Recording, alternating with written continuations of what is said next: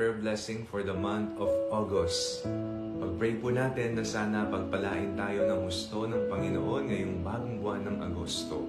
At habang tayo po ay nagdarasal, isipin po ninyo ano ang special request mo sa Panginoon ngayong bagong buwan.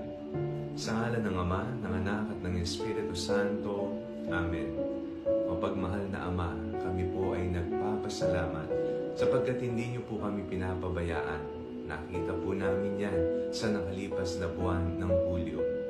Patawad din po kung kami po ay nagkamali, nagkasala, at ngayong bagong buwan ng Agosto, kami po ay nangangako na ibibigay po namin ang aming sarili upang ikaw ay mahalin ang aming kapwa at ang aming sarili.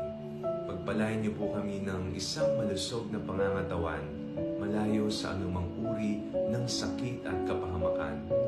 Pinagdarasal po namin na bigyan niyo po kami ng lakas sa tuwing kami po ay nangihina at hindi alam kung ano ang aming gagawin. Pinagdarasal din po namin na lahat ng aming plano at gagawin ngayong bagong buwan ay magkaroon ng tagumpay. Alam po namin na hindi kami magtatagumpay kung wala ang iyong paggabay. Panginoon, amin pong isinusuko lahat sa inyo.